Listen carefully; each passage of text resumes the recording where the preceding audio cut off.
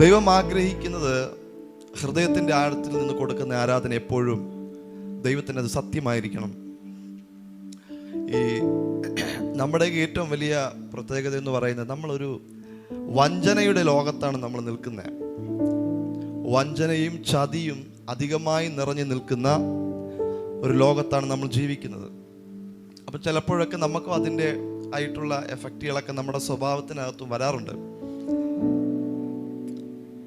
ദൈവത്തിന് നമ്മളെപ്പോഴും ആരാധന കൊടുക്കുമ്പം അതൊരു വഞ്ചനയിൽ നിന്ന് വരുന്ന ഒരു ആരാധന കൊടുക്കരുത്. ഞാൻ പറഞ്ഞു വരുന്നത്, ദൈവത്തെ നമ്മൾ ഒരിക്കലും പറ്റിക്കരുത്. ഒരു കാര്യസാധ്യത്തിന് വേണ്ടി മാത്രം നമ്മൾ ദൈവത്തിൻ്റെ അടുക്കൽ വരരുത്.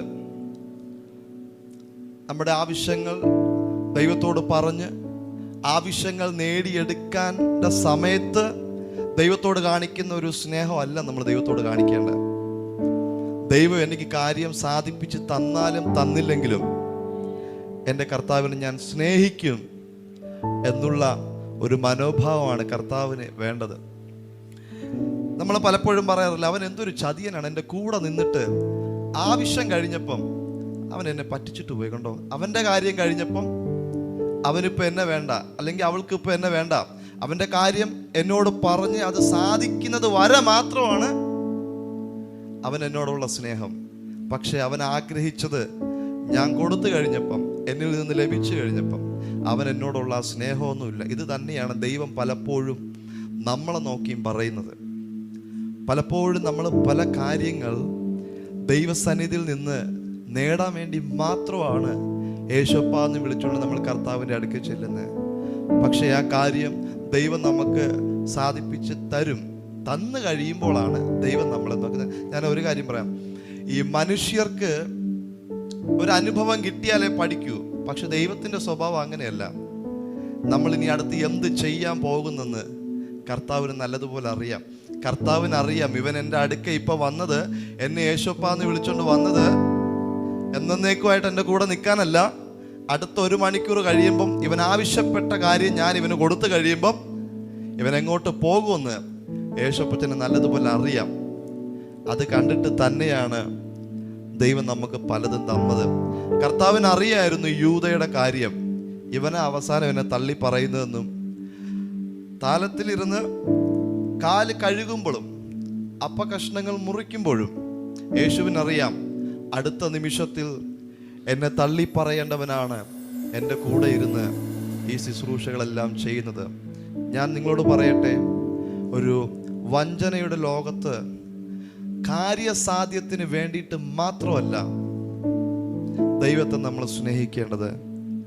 ഏതു സമയവും നിർമ്മല മനസാക്ഷിയോടുകൂടെ ആ കർത്താവിനോട് അപ്പ എന്ന് വിളിച്ചുകൊണ്ട്, എൻ്റെ ആവശ്യങ്ങൾ നിറവേറ്റി തന്നില്ലെങ്കിലും ഞാൻ എൻ്റെ യേശുവിനെ സ്നേഹിക്കുമെന്നുള്ള ആ ഒരു ഉറച്ച മനോഭാവത്തോടുകൂടെ നമുക്ക് ആ ദൈവസന്നിധിയിൽ പോകാം. ആവശ്യങ്ങൾക്ക് വേണ്ടി മാത്രം നമ്മൾ കർത്താവിനെ അനുഗമിക്കരുത്, കർത്താവിൻ്റെ പുറകെ ചെല്ലരുത്. പക്ഷേ ഞാനൊരു സത്യവും കൂടി നിങ്ങളോട് പറയാം, നമ്മൾ ആവശ്യങ്ങൾ പറഞ്ഞു ചെല്ലുന്നതിനേക്കാൾ അപ്പുറമായിട്ടും സത്യസന്ധമായിട്ട് ഉള്ളു തുറന്ന് ദൈവസന്നിധിയിൽ നമ്മൾ ഇരിക്കുമ്പോഴാണ് നാം ചോദിക്കുന്നതിലും നനയ്ക്കുന്നതിലും അത്യന്തം പരമായി ദൈവം നമ്മളെ നടത്തുന്നത്. സത്യമാ. പലപ്പോഴും നമ്മൾ ചോദിച്ച് നമ്മൾ ചെല്ലുന്നതിനേക്കാളും അപ്പുറമായിട്ട് ദൈവം തരുന്ന ചില നന്മകളുണ്ട്. നമ്മുടെ കണ്ണുകൾ നിറയ്ക്കുന്ന രീതിയിൽ ദൈവം ഇന്ന് രാത്രിയിൽ അങ്ങനത്തെ ഒരു മനോഭാവത്തിൽ, കർത്താവേ, ഒരാവശ്യത്തിന് വേണ്ടി മാത്രമല്ല, ഒരു കാര്യസാധ്യത്തിന് വേണ്ടി മാത്രമല്ല ഞാൻ യേശുവിനെ സ്നേഹിക്കുന്നത്, സത്യസന്ധമായി എൻ്റെ ഉള്ളം എൻ്റെ യേശുപ്പായ്ക്ക് അറിയാമല്ലോ. ഇന്ന് രാത്രിയിൽ അങ്ങേക്ക് നന്ദി തരികയാണ്. ഹല്ലേലൂയ. എല്ലാവരും ഒന്ന് ഉള്ളമൊക്കെ തുറന്ന് മസിലി പിടുത്തമൊക്കെ ഒന്ന് വിട്ടിട്ട് കൂളായിട്ട് ദൈവസന്നിധിയിൽ ഇരുന്നിട്ട് യേശുപ്പാ ഒന്ന് വിളിച്ച്, യേശുവേ എന്നോട് സംസാരിക്കണമേ, എൻ്റെ വിഷയങ്ങളൊക്കെ എന്താണെന്ന് അപ്പച്ചന് നല്ലതുപോലെ അറിയാം. പക്ഷേ ആ വിഷയങ്ങൾ അവിടെ നിൽക്കട്ടെ. അതിൻ്റെ നടുവിൽ ദൈവഹിതം എന്താണോ അത് നിറവേറുവാൻ ഞാൻ എന്നെ തന്നെ പൂർണ്ണമായിട്ട് ഏൽപ്പിച്ചു തരികയാണ് എന്ന് പറയാൻ എത്ര പേര് ഇന്ന് രാത്രിയിൽ തയ്യാറാണ്? നീ നടത്തുന്ന പാതയിൽ ഞാൻ നടക്കാം. എൻ്റെ ചുറ്റും ഒരുപാട് പ്രശ്നത്തിൻ്റെ ഒരു കൂമ്പാരം നിൽക്കുന്നുണ്ട്. അടുത്ത നിമിഷത്തിൽ എന്താകുമെന്നും ചിന്തിച്ചിതിനകത്ത് കയറിയവരുമുണ്ട്. പക്ഷെ ഞാൻ നിങ്ങളോട് പറയാം, യഹോവയെ അന്വേഷിക്കുന്നവർക്ക് ഒരു നന്മയ്ക്കും എൻ്റെ കർത്താവ് മുടക്കം വരുത്തില്ല. ഇന്ന് രാത്രി നമ്മൾ ചെയ്യേണ്ട ഒരൊറ്റ കാര്യം, ദൈവത്തെ ഒന്ന് അന്വേഷിക്കുക, ആ ദൈവ സാന്നിധ്യത്തെ ഒന്ന് കൊതിക്കുക. ദൈവത്തോട് പറ, അപ്പാ ഞാൻ എന്നെ തരികയാണ്.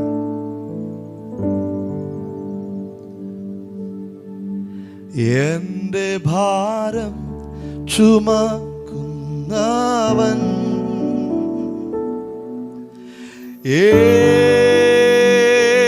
യേശു, എന്നെ നന്നായി അറിയുന്നവൻ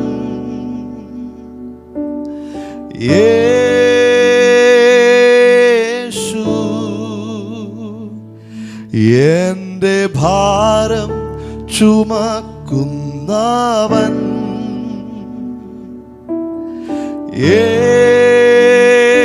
യേശു, എന്നെ നന്നായി അറിയുന്നവൻ യേശു,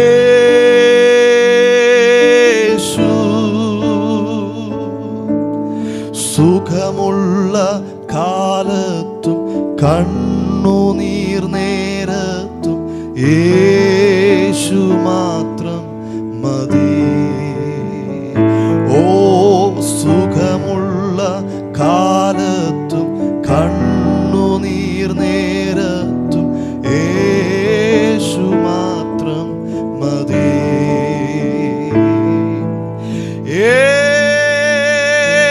യേശു എൻ്റെ സ്നേഹിതൻ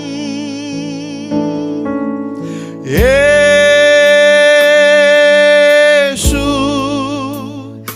എൻ്റെ പ്രാണപ്രിയൻ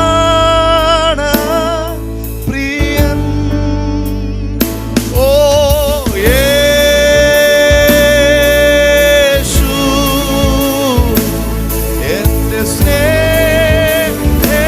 സ്നേഹിതൻ ഓ യേശു, എൻ്റെ പ്രാണപ്രിയൻ. അതുകൊണ്ട് സുഖമുള്ള കാലത്തും കണ്ണുനീർ നേരത്തും യേശു മാത്രം മതി. ഓ, സുഖമുള്ള കാലത്തും കണ്ണുനീർ നേരത്തും യേശു മാത്രം മതി. ഓ, സുഖമുള്ള കാലത്തും കണ്ണുനീർ നേരത്തും യേശു മാത്രം മതി. ഞാൻ സത്യസന്ധമായിട്ടൊരു കാര്യം നിങ്ങളോട് ചോദിക്കട്ടെ. ഞാൻ ഇവിടെ നിന്ന് സ്തുതിക്കാൻ പറയുന്നതിന് മുമ്പ് കർത്താവിനോട് അഗാധമായ സ്നേഹത്തിൽ യേശപ്പ എന്ന് വിളിക്കാൻ എത്ര പേര് ഇന്ന് രാത്രി തയ്യാറാണ്? കാര്യം ഞാൻ ഇവിടെ നിന്ന് നിങ്ങളോട് പറയാണ്, കർത്താവിനെ സ്തുതിക്ക്, കരങ്ങൾ ഉയർത്തി ഹല്ലേലൂയ പറയും. പക്ഷേ ഈ ഫോഴ്സ് ചെയ്ത് പറയിപ്പിക്കുന്നതിലല്ല ദൈവത്തിന് പ്രസാദം. ദൈവത്തിന് പ്രസാദം എന്ന് പറഞ്ഞു കഴിഞ്ഞാൽ ആരാധനാലയത്തിനകത്ത് കയറുമ്പം ദൈവം നടത്തിയ വിധങ്ങളെ ഓർത്ത് ആ ദൈവസന്നിധിയിൽ ഒന്ന് അപ്പാന്ന് വിളിച്ചുകൊണ്ട് അപ്പത്തിൻ്റെ സന്നിധിയിൽ നമുക്ക് അങ്ങനത്തെ ഒരു ഇൻറ്റിമസി സ്നേഹം വരാത്തതിൻ്റെ കാര്യം എന്തെന്നറിയോ? കർത്താവിൽ നിന്ന് നമ്മൾ ഭയങ്കര അകലെയാണ്. ഹല്ലേലൂയ. സന്തോഷമില്ലല്ലോ? ഹല്ലേലൂയ. ഞാൻ പറയുന്നത് ദൈവത്തോട് നമുക്ക് ആഴമായൊരു ഇൻറ്റിമസി ബന്ധം നമ്മൾ ഈ ഞായറാഴ്ചയും അല്ലെങ്കിൽ ഈ തിങ്കളാഴ്ചയൊക്കെ മാത്രം നമ്മൾ കർത്താവിൻ്റെ അടുക്കെ ചെല്ലുന്നത് കൊണ്ടാണ് നമുക്ക് ആ ദൈവ സാന്നിധ്യത്തിൽ ഒന്ന് അനുഭവിക്കാൻ, ദൈവ സാന്നിധ്യത്തിൽ ഒന്ന് റിയലായിട്ട് ഒന്ന് രുചിച്ചറിയാൻ നമുക്ക് കഴിയാൻ പറ്റാത്തതിൻ്റെ കാര്യം നമ്മൾ ഏതു സമയം നമ്മൾ ദൈവത്തെ അന്വേഷിക്കുന്നില്ല എന്നുള്ളതാണ് ഏറ്റവും വലിയ സത്യം. ഇന്ന് രാത്രിയിലത്തെ ആരാധനയിൽ ഞാൻ നിങ്ങളോട് പറയട്ടെ, എനിക്ക് നിങ്ങളെ കൊണ്ട് കൈയടിപ്പിച്ചിട്ടോ എനിക്ക് നിങ്ങളെ കൊണ്ട് സ്തുതിപ്പിച്ചിട്ടോ എനിക്കൊരു കാര്യമില്ല.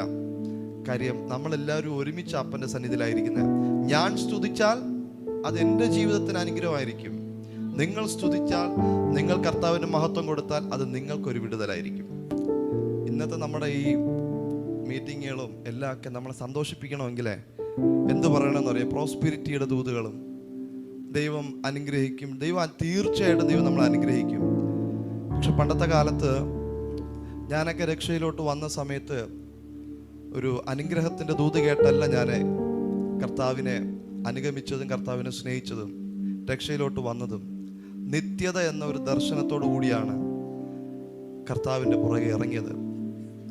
ഇന്ന് രാത്രിയിൽ ഇതിനകത്ത് നിൽക്കുന്നവർ എത്ര പേര് ആ ഒരു നിത്യതയെ സ്നേഹിച്ചുകൊണ്ട്, ആ നിത്യത മനസ്സിൽ കണ്ടുകൊണ്ട്, ആ കർത്താവ് എനിക്ക് വേണ്ടി ആ ഒരുക്കിയ മഹാഭാഗ്യം അത് വർണ്ണിച്ചുകൊണ്ട് എത്ര പേര് ഇന്ന് രാത്രി ഇതിനകത്ത് ആരാധിക്കുന്നുണ്ട്? വളരെ ചുരുക്കമാണ്. കാര്യം നമ്മുടെ കുഴപ്പമല്ല അത്. നമ്മളെ പഠിപ്പിച്ചത് അങ്ങനെയാണ്. ഇന്നത്തെ തലമുറയെ നിത്യതയുടെ ദർശനം ഇല്ലാതെ വെറും അനുഗ്രഹങ്ങളും താൽക്കാലികം ഇവിടെ കൊണ്ട് നശിക്കുന്ന എന്തൊക്കെയോ കാര്യത്തിനു വേണ്ടി കർത്താവിനെ അനുഗമിക്കാൻ പഠിപ്പിച്ചു കൊടുക്കുന്ന ശുശ്രൂഷകൾ ഈ കാലഘട്ടത്തിൽ വളർന്നത് കൊണ്ടാണ് നിത്യത എന്ന് കേൾക്കുമ്പോഴേ നമ്മുടെ പിള്ളേർ തല ചൊറിയുന്നേ. കാര്യം അവർക്ക് അറിയത്തില്ല അതിൻ്റെ മാഹാത്മ്യം എന്താണെന്ന്, അതിൻ്റെ മഹത്വം എന്താണെന്ന്. ഇന്നത്തെ തലമുറകൾക്ക് അറിയത്തില്ല. എന്നാൽ അതറിഞ്ഞ ഒരു കൂട്ടം തലമുറ ഉണ്ട്. അവർ പോലും അവർക്കത് പറഞ്ഞു കൊടുക്കുന്നില്ല. നിങ്ങൾ ആരും വഞ്ചിക്കപ്പെടരുത്. ഞാൻ ഇന്ന് രാത്രി സത്യസന്ധമായി ഈ യാഗപീഠത്തിൽ നിന്ന് ഞാൻ പറയാണ്, ആരും വഞ്ചിക്കപ്പെടരുത്. ദൈവം നമുക്ക് അനുഗ്രഹം തരാനല്ല വന്നേ, ദൈവം നമുക്ക് നിത്യത തരാനാ വന്നേ. നഷ്ടപ്പെട്ടു പോയ നിത്യതയെ, ദൈവസ്നേഹത്തെ മടക്കി തരാനാണ് കർത്താവ് ഈ ഭൂമിയിൽ വന്നത്. അവിടോട്ട് നമ്മളെ കൊണ്ടുപോകാമെന്നുമാണ് ദൈവം നൽകിയ ഏറ്റവും വലിയ വാഗ്ദത്തം. ഇന്ന് രാത്രിയിലും ദൈവം നൽകിയ ആ മഹത്വമേറിയ വാഗ്ദത്തത്തെ, ആ മഹത്വമേറിയ കർത്താവിൻ്റെ വാക്കിനെ ഓർത്തുകൊണ്ട് ഇന്ന് രാത്രിയിൽ ആ കർത്താവ് നമുക്ക് വേണ്ടി ചെയ്ത, നമ്മൾ പാടിയ വരിയുണ്ടല്ലോ, എണ്ണമില്ല പാപം എന്നിൽ നിന്നും നീക്കാൻ എന്നിൽ കനിഞ്ഞ നാമം. ഇത് കർത്താവ് കനിഞ്ഞതുകൊണ്ടാണ് ഇന്ന് രാത്രിയിൽ ഇവിടെ വന്നിരിക്കുന്നത്. ഹല്ലേലൂയ. അന്യൻ എന്ന മേലെഴുത്ത് 2 ദിവസത്തേക്കെന്നല്ല, എന്നേക്കുമായി മായിച്ചു തന്ന ആ യേശുവിൻ്റെ സ്നേഹത്തെ ഇന്ന് രാത്രിയിൽ ആ ഒരു കാഴ്ചപ്പാടോടുകൂടെ നമ്മൾ കർത്താവിനെ സ്നേഹിക്കേണ്ടതുപോലെ സ്നേഹിച്ചു കഴിഞ്ഞാൽ നൽകേണ്ടുന്ന ഈ ഭൂമിയിൽ നമ്മളെ അനുഗ്രഹിക്കപ്പെട്ട് തന്നെ ജീവിക്കണം. നല്ല നിലയിൽ തന്നെ ദൈവത്തെ സ്നേഹിക്കുന്നവർ ജീവിക്കണം. പക്ഷെ അത് മാത്രമാകരുത് നമ്മുടെ ലക്ഷ്യം. കർത്താവിനെ ഫോളോ ചെയ്യുന്ന ഒരു തലമുറ എഴുന്നേൽക്കട്ടെ. നമുക്ക്